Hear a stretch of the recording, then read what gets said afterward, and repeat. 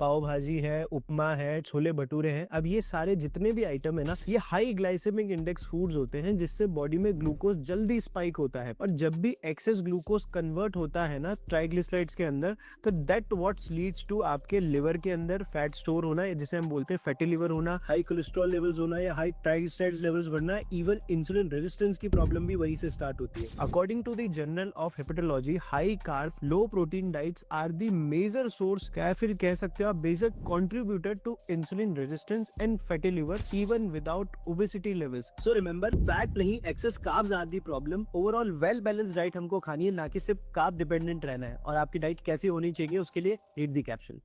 मैं तो बहुत कम खाती हूँ, still my cholesterol levels are high. अच्छा, चलिए देखते हैं आप क्या खाते हैं। आप सुबह उठ रहे हो, चाय और 2 बिस्किट, फिर लंच में आपका दाल, 2 रोटी सब्जी, और डिनर में आप पाव भाजी, छोले भटूरे, यही सब चीजें कंज्यूम कर रहे हैं। फिर भी मैं कितना कम खा रही हूँ, फिर भी मेरी ट्राइग्लिसराइड लेवल इसलिए हाई। Women.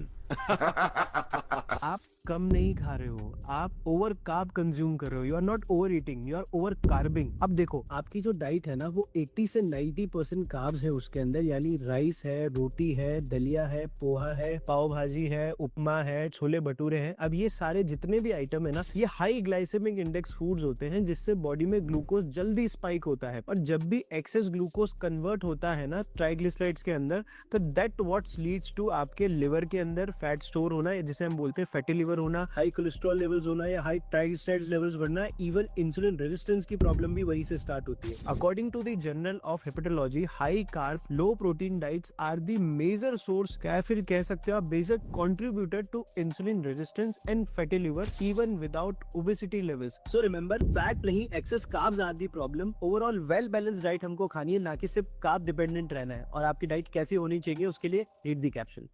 मैं तो बहुत कम खाती हूँ, स्टिल माय कोलेस्ट्रॉल लेवल